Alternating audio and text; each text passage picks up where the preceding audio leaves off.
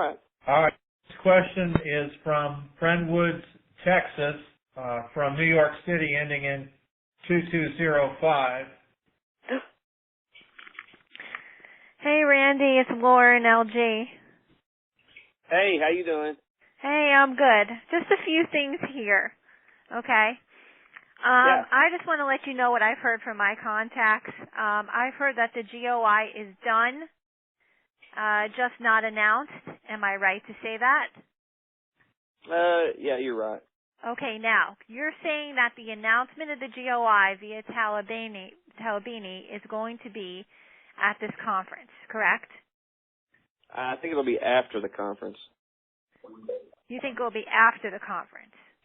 Yeah. Okay. I also heard that the ministers were picked, etc., the whole thing, just not announced, which is actually the big thing and such. You're exactly right. Okay, you're exactly right. That's okay, fine. hear me out on this too, please, if you can. I also heard that the IMF, Lagarde, went to Parliament and really gave it to Iraq just recently. Okay, I heard that from several sources. Lagarde was very unhappy with what was going on and such. Obviously, she's been really, really pissed off with Obama because he's tried to stop it a million times. And then obviously with Iraq, and they haven't gotten anything together as far as for them to RV or anything like that right now, and they are so very close and everything. Now, I was told that the IMF has been given the power by the G20 to make sure, or they can threaten them, that they will RI. And then if so, it should RV right after. They just got to make sure that they can throw throw Iraq, everybody there against the wall and make sure that they get this done. Now, I was told this by really good sources, and I truly believe that the IMF can do this. Now, Iraq has taken their sweet time, and we know this, for the longest time and such. We know that. They've taken forever, and they wait to the last minute forever. However, that time is out right now. We cannot afford that. The world and everybody around us cannot afford that. Obama has cost a lot of these countries billions of dollars because of his act in not wanting this to happen. I mean, I could throw many scenarios out at you there for why this hasn't happened yet or anything, you know. I'm just letting you know that's what I'm hearing. That the IMF I have contacts within the IMF, and they will act if necessary. And I am told they are just about to do that in the form of an RI, which that will not stand, that rate. I know I'm throwing many things at you there. I do hope you hear me out on this. I do also, and I just want to be honest, I do also respectfully disagree on the rate. I don't want to say what I've heard on that, but I don't believe that's going to be the coming out rate of 341. I just truly don't believe that. I think it has to be higher simply because of the crisis around us.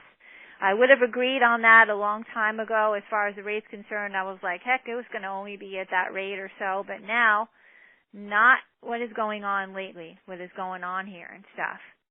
After so many, and there's been downgraded countries around us too. Most of Europe, I heard, except for Germany, has been downgraded as well and such.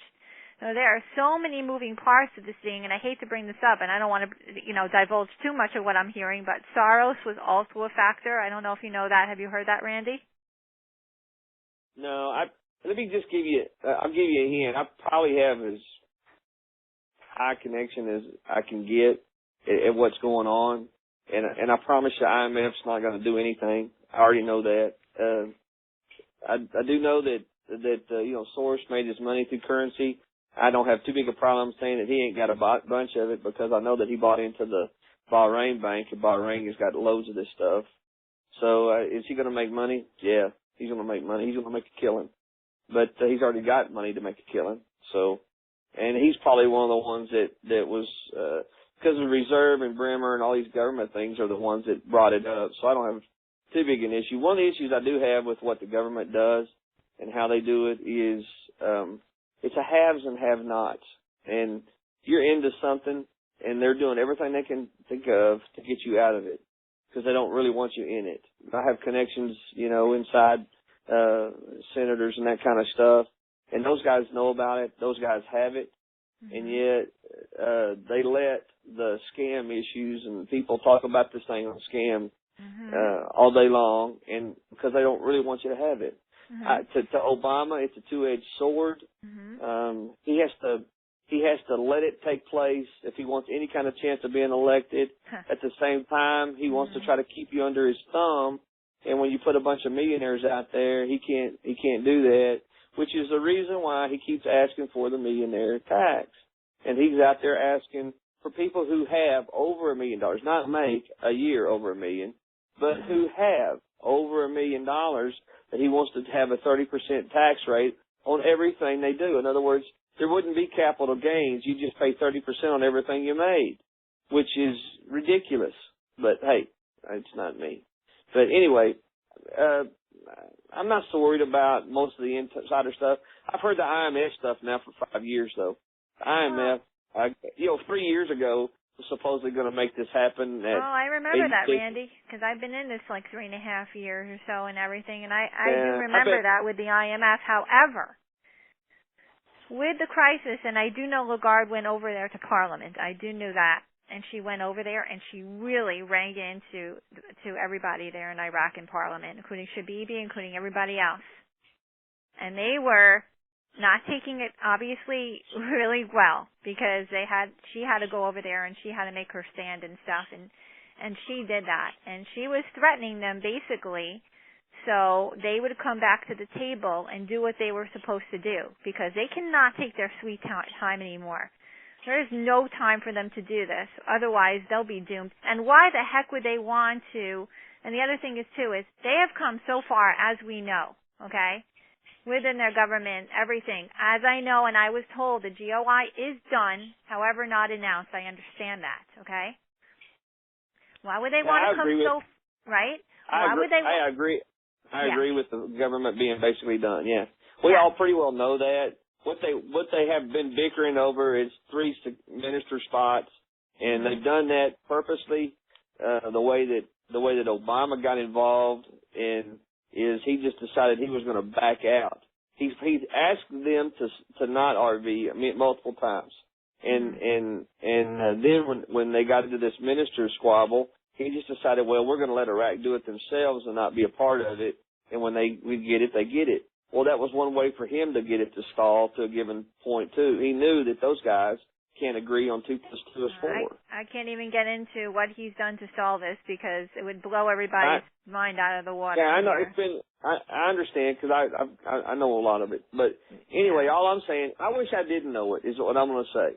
I'm wishing that I didn't know what the government has done because of what I thought that he was terrible to start out with, and now there's just no way I would want that guy anywhere close to my kids.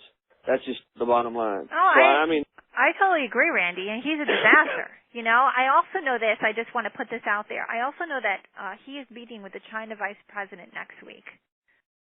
Yes. And China has been on his back about this as well. Yeah, I think everybody. I do know that the countries have been on their backs. I do know that. And this is about over. That's why it's coming to an end. I do know the United States kind of has stepped back in and said they're going to kind of push it till it's done. And that's coming from guys on our side. So we know this thing is coming to an end. We were kind of given a dead date, and I'm not going to tell anybody what that date is. But just keep in mind the Arab Summit is a major factor for this thing. And so that's why I'm saying that we are looking at some pretty good times. I think we're about out of this thing. And keep the IMF's teeth is the United States. So the only time the IMF can actually stand up and do much is if it's kind of like the UN. If anybody's going to do it, it had to be the United States. So when you say IMF, when you say UN, when you say any of that kind of stuff, it's all got to be the United States, because those are the guys that enforce what's going to take place. So well, I know that the UN was going to throw sanctions on them. I know that they were going to do that. I know that they were going to put them out of, put them under, strict sanctions again. I know that they were going to fine them $5 billion a day if they didn't get this done. I know that they were threatening them. The Security Council was really, really threatening them. Obviously, that didn't happen because I guess they felt like they were close enough that why ruin it now? You know what I mean? And that didn't happen. What I'm saying is they want for the better part of this for Iraq to do their own thing, and they've been kind of given a time when this is going to be over. Okay, that's why that they haven't done what they've done. So anyway, all I'm saying is, yeah, we're kind of at the end of this thing. I wish I had more of a date for the end of it. I don't quite yet. I do know that if I was a counting man, if you don't see any kind of in the next 10 days or so anything about the Arab Summit being postponed, then we're probably out of it by that time. So that's just kind of where we're at. We're extremely close to being done. Okay, I appreciate that. I'm just saying. So you give total credence to the meeting coming up on whenever it comes up on Sunday or whenever it is. Well, it said it was going to be on Sunday. It's going to go 2 to 4 days, and we know that at the end of that we should have an announcement. Which is what we know. But does that mean anything? Who knows? Okay. The articles are even pointing to them coming out with a resolution at the end of the conference. And so the resolution at the end is what we're looking for, guys. Okay. And so that's why it's looking very good for this thing to be done when that conference is over. Oh, I know we're about done. There's no question about it in my mind compared to where we've gone leaps and bounds. That's not the thing, though. The thing, though, is that are we looking at the announcement coming out of this meeting for the GOI? It'll be at the end of it, right after the meeting. They should come out and announce, yeah. So there will be no announcement. As I know, the GOI has done. There has been no announcement. There will be no announcement before this conference. No, I don't know. And there will be no RV before this conference. Nothing. You're right. No ministers, no RV. Okay. No ministers, no RV. Right. Now, I heard Obedi is one of the ministers. Uh-huh. Well, I'm going to say that up until the time they announce, they can change. So it doesn't matter who's there now. I think they've kind of agreed on the individuals, but I think we're done with that. I just think I think this conference is going to solidify that. They come out and announce, and we're done. Well, I heard they relented on Obedi. They didn't want him, but they relented on that. So. Well, Malky's relented on a few people here lately. He was just mad at everybody. Well, to be honest with you, he's not going to be a factor anymore because he'll be gone eventually after this RV. That's what I heard. Okay. He basically is a non-factor because he doesn't have a third. He'll have less. He'll only have a third the power he had, and so basically that's why he's fought so hard. He's tried to do everything he can get this thing to happen so he could remain the dictator, and he's finally figured out that these guys are going to basically put him probably in jail if he didn't go ahead and finish this up. No, I mean there's no question about that. They had the ability to do that, so that's why we're sitting where we're sitting. That's why that this thing is coming to an end, and I know that everybody is stressed out about it, but just keep in mind there's a few key things that I've said, and that is ministers, RV. When you see the ministers, you will see the RV. No, I mean, I'm okay with it. I'm just saying to make head or tails out of this thing. I also heard that the Kurds have a major factor in this, too, because they've threatened to also separate. They've threatened to do that if they didn't get their act together. I don't think they cared too much about that, and since Talabani's occurred, I don't think they're so worried about that. I think they got... It's just a scare tactic, really, but... I think the Kurds have Maliki by the short hair, is what I think. Well, I think they all have him there. I mean, I know that they do. I don't want to divulge too much on that with what had happened with him recently and such. But I have been told he will be replaced after the RV by certain people. And I think Maliki, to the extent or some point, thinks that he's losing because that's why I can't go into it either. But what I'm just saying, I just think that for the most part, it's just about done. But we ought to be able to follow certain events, and the certain events are when the ministers at this conference, And after this conference, we should see the ministers. And if we do see the ministers, then you should see this RV take place, and we'll be done. Right. I understand that. I just want to be honest with you and tell you what I'm hearing, and I'm also hearing that this possibly could happen by tomorrow as something that's on the fast track. No, it won't happen. You will see the ministers first. I know it for a fact. Let's just say that, okay? All right. That's why when I've told people that, you don't have to worry about anybody coming out and telling you that the ships are at sea and you're going to see it tomorrow. You're not going to have to worry about any of that. You will see the ministers. You will eventually see the RV. And it will be hours after that. And I've been saying that for 6 months because I know that that's an issue. All right. Do we have any idea why this meeting is why can't they just do this, just do this, and why are they having it Sunday or whenever they're having this meeting and they just push it up or something like that? I mean, this is paramount. All we know is that we felt like we'd see it this week. And I guess they consider Sunday the start of it, at least the start of it this week. I guess they consider Sunday this week. So that's why, once it starts, I don't care. Because once this thing starts, we are on the road. And we can start doing some counting. But until the thing starts, I think they have some wiggle room. And I don't think they have a whole lot of wiggle room. They have no time at all. They are under the gun big time. And if they don't do it, they're in deep trouble, I heard. Yeah, but what are they going to do to them? I mean, if they there's a lot can be done. No, listen. You're trying to say that, hey, there's a major event that's supposed to take place, that all these countries really want all this to take place because they need the money and all that kind of stuff. Mm-hmm. They can't, number one, force Iraq to do anything because they're a sovereign country. You can't force Iran to do much unless you had sanctions. They haven't been able to do anything to Iran. They haven't been able to do anything to Egypt. I'm gonna say that our government is inept. They aren't going to make a mouse do nothing. All they can do is pressure. I agree. Obama and Biden, they can't do anything. So I'm sorry to say that, but that's true. I mean, our government can't do crap, unfortunately. But so I'm just saying, I do know they want the thing finished, and I do know that this thing is basically getting ready to be done. But until we actually see it, until we actually get there, we just kind of breathe and I'm fine. Take the course. I'm really fine, and I know this is the end. I'm totally fine here. I just want to throw a little nugget out there to you. Okay, man. Appreciate it. Okay, you're going to be shocked when you see the rate, I believe. All right. New York. Yeah. Hello? Yeah. Can you hear me? Yeah, I can. Oh, great. Hello, Randy. Hey. Randy, hi. I wanted to ask you just a couple of quick questions.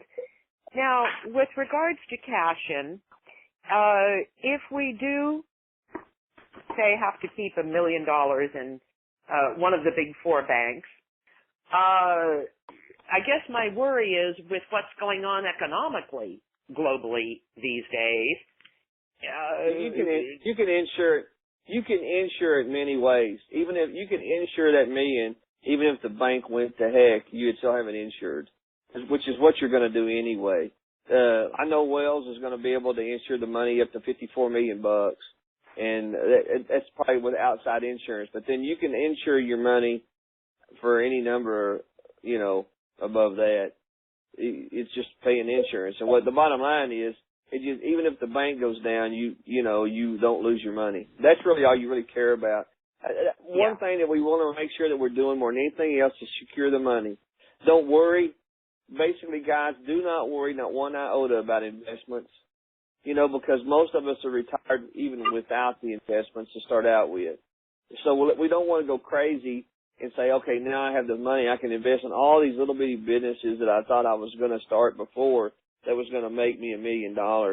So my idea would be just kind of back up and let a few months kind of pass, kind of breathe, kind of get used to having the money, and then go that route. Try not to beat yourself up. But that's kind of what I'm talking about as far as the banks, not having to worry about whether you lose it or not. Is that what you were asking us? You were kind of worried about if the bank went down? Yeah, Yeah. you can insure that money for anything, yeah. And I wouldn't worry about Do you think Lloyd's that. would be good? The bank will tell you, the bank will have their independent insurance people there. You'll be talking to a group, private banking. You won't be talking to like regular, the bank guys, loan officers. You'll be talking to the private banking area, and they already have all that set up. They'll tell you who they use, and each one of them are going to be, some of them could be Lloyd's, I don't know, but most of them are going to be just major insurance companies that insure that money in case the bank defaults or something. Okay, great. Thank you. All right. And I wanted to ask one other quick question, if I may, regarding the national meeting coming up. I thought I saw, maybe I'd read this incorrectly, but I thought on Sunday they said they were going to have another preparatory meeting. I thought I'd seen that they had scheduled, they hadn't exactly set a date and a place for the national meeting yet, but they were thinking it was going to be the end of this month. Or was that maybe smoke and mirrors? There was one that did say that. No, that was, and there's another one that says that Sunday looks like the day that they would like to do it. Like I said, we don't know what that day is yet. I wish I knew the exact date. I don't know that yet, okay? Right. It hasn't, and I'm like you, I don't think it's been set quite yet. Even though they've got it sort of in the paper for Sunday, I don't think it's quite set. Okay? Yeah. And I saw something that the Kurdistan was saying that they weren't so sure that they were going to be able to accomplish everything that they wanted to accomplish in this national meeting. So I thought that didn't sound so good. Well, the Kurds have other issues other than trying to get the ministers and all that. That's not their major. The Kurds are really on a little different deal. The Kurds want to try to get themselves broken off into a state, and so they will probably not get that associated with this meeting, no. And so there's a lot of things going on that the Kurds have that is different, okay? Now, but what the Kurds want to do and break off, be autonomous and all, or more autonomous and all of that, that wouldn't impede the RV, would it? No. Okay. That's what I'm trying to you. say. Yeah. Good question. Next question. Mike, do you want to finish? You're back where you can talk? Okay, this is Michael Edwards. Can you hear me? Yeah, we got you now. All right, real good. Listen, I apologize for that. My Nextel died on me. I'm on the Verizon now. So let me continue, if I may, real quickly. We've got another hour and a half or so reserved, and I can bump that up even more if I need to for the call. But just to finish talking about AmericansRestoringAmerica.com, we have a finished communications platform that will enable and empower you to the degree that you want to quit complaining about what's going on and begin doing something about what's going on. Let me give you a real quick example. Volusia County, Florida, Daytona Beach. You all know that place, I would think. Volusia County has 600,000 people living there. If 1%, if 6,000 people were to be members of Americans Restoring America just in Volusia County, 1% of the population, if 1/2 of the population, 3,000, were to go to a city council meeting in Daytona Beach or a county council meeting, what effect would that have on the people having and getting what they want? The reality is that with this software, it can hold a lot more than 3,000 or 6,000 people for Volusia County, and statistically, it should easily fill out to be 100,000 people who will end up using it. This is a tool more powerful than the Second Amendment, so that you can have the kind of society you want to have and the kind of government you want to have. When this RV takes place, I implore you to contact me through Americans Restoring America and work with me financially to see that we can take this across the nation, which is what we need to do to make Americans Restoring America a household word. The second thing that I want to talk about is home foreclosure remedies. We have been working with home foreclosure remedies for well over a decade. The last 75 cases that we've brought through the court systems, we have won 75 for 75. When I say that we have it nailed, I say that with all the confidence in the world. We can never guarantee results, but we have all the confidence in the world. Why does it work? It works because of this. We walk in with a cash bond. Now, right now, this cash bond is prohibitively expensive for the people who are using it.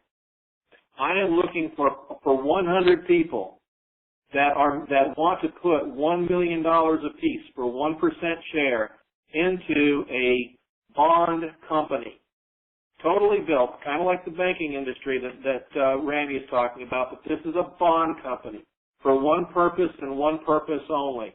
The attorney walks in to the court and says to the judge, Your Honor, we're not here to argue with ABC Bank. We're here to pay off the debt.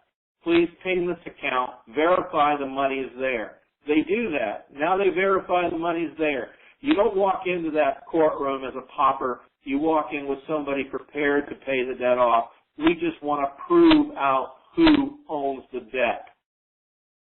100% of the time, in the hundreds and hundreds and hundreds, thousands of times we've looked, the party that claims to be the injured party by you not paying that claim, the one that is able to enforce a foreclosure, has never been the owner and holder of that note.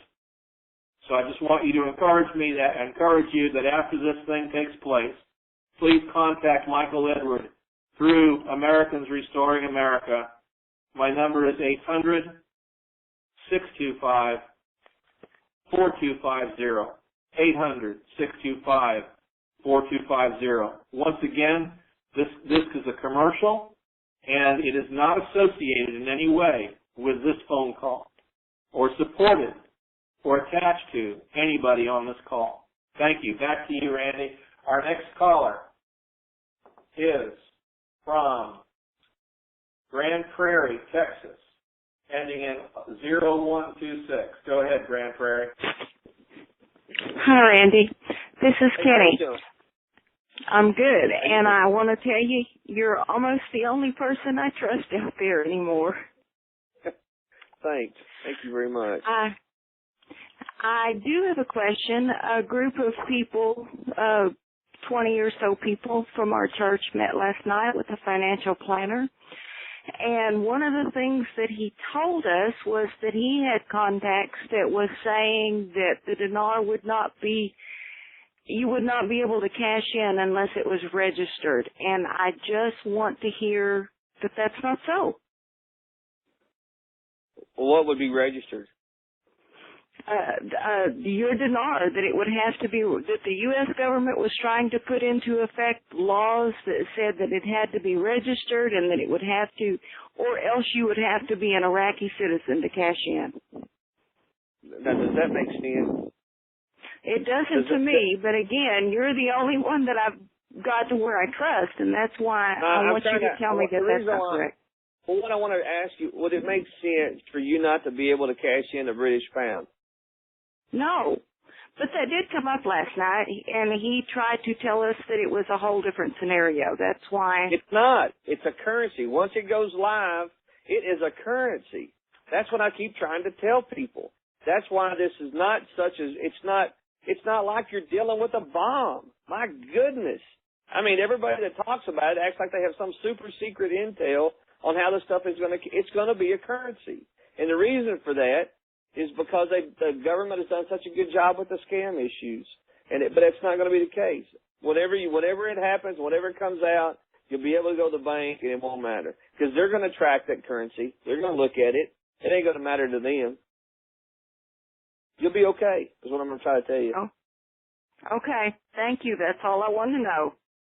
All righty. All right. Thank you very much, caller. Our next caller is from Kaysville, Utah, ending in 4244. Go ahead. You're live. Hi. Nobody has addressed the instability in Iran and the Egypt-Israel conflict. Could you please expound on that in relationship to this RV? Thank you. The reason why we don't is because it don't affect the RV. It will not affect the RV. And I'll give you another hint. If Iraq starts melting down, will that affect the RV? No. Because they know that the only way to stabilize Iraq is to bring the money out. All right? So it doesn't matter what takes place, what happens, what goes on. What's going to happen is is you're going to get an RV. They were promised this by the United States, and they'll get it. So if Ahmadinejad presses a button tomorrow, we're still having an RV. That's exactly right. It will have no effect whatsoever. Okay. Of course, if it was me and Ahmadinejad showed up over here in the United States to talk to our illustrious universities, he would have a hard time making it back to Iran. Well, that's a given. But that would be me. But, I'm not the president. Okay, one final question, and you discussed this, the gal from New York that called in went into this a little bit about Obama. Could you, and the haves and have-not idea, is that, in your opinion, the only reason that this keeps getting held up by our government? Sure it is. That's one of the largest reasons. It's a double-edged sword for Obama. If it was Bush, it wouldn't matter. It'd be done. But for Obama, it's a double-edged sword. Keep in mind, how does he garnish votes? He garnishes votes by being able to tell you how much money he's going to be able to give you. Okay? Think about that. He's doing that to what he's calling the middle class, giving you the tax breaks or whatever, which is not coming. And then on the other hand, he's also telling people basically how much he's been able to help out with the government subsidies and all that. That's their way to garnish basic votes, okay? So to him, it's a two-edged sword. A bunch of millionaires want the government to do what? Get the hell out of their way. You see the difference? You have independence versus subservient society. So to him, it's a two-edged sword, okay? It does appear he's trying to make everybody government dependent. Yes. Especially in an election year. Exactly. Because I don't know, have you ever watched hardcore porn, or not porn, that pawn shop deal where the guys are in there? I didn't mean to say that way, but it's called the hardcore pawn shop. And they have these people in there. I have these seen guys it come just in. briefly. Till my stomach got up. Yeah, one of the things I want to bring out in it is some of the attitudes that is used. Somebody comes in, hands somebody a watch, and they say, it's worth $500. The guy looks at the watch and says, well, it's only worth about $50. That's all I'm going to give you for it. And then somebody stands up and said, I want my $500. And he goes, you're coming into my shop asking me, for $500 when I'm telling you I'm only going to give you $50 for it. And they have to be escorted out of the place because they're screaming, I want my $500. That's the way our society has changed. What did the government ever want or ever supposed to give us? Only the chance to have happiness and liberty and be able to pursue happiness. That was it. And now we've turned it in, I want my money. And that's what's going on. And that's why some of the holdups are taking place. To him, it's a two-edged sword. Once he lets it out, he needs it for the economy to change enough so that he can say that the unemployment's down and all that. And at the same time, he's saying, I'd rather it not take place because it's better for him to have people that they've just given money to. They said, look what we gave you. And that's the haves and have-nots. I hope that makes some sort of sense. I'm sorry, go ahead. I said I just hope that makes some sort of sense to you, the way I explained it. Yeah, absolutely. And I guess reminds me of the old saying, a country of sheep breeds a government of wolves. I'm going to have to agree with that, yeah. Hey, one last question, then I'll get off here and move on to the next person. You're saying this national meeting will take place Sunday? Is that what I heard you say earlier? In the paper it says that. I don't know that for a fact because that could change. One paper says Sunday and another says latter part of February. Of course, that could still mean Sunday. But, but I'm just saying we don't know that for a fact yet. Whenever that thing starts, that's what we all look for. We're looking for that national meeting or the national conference. And then after that, we're looking for the announcements. And that's the way I would look at it. You made your meeting. Is it really that unclear in their media as to when this important meeting is going down?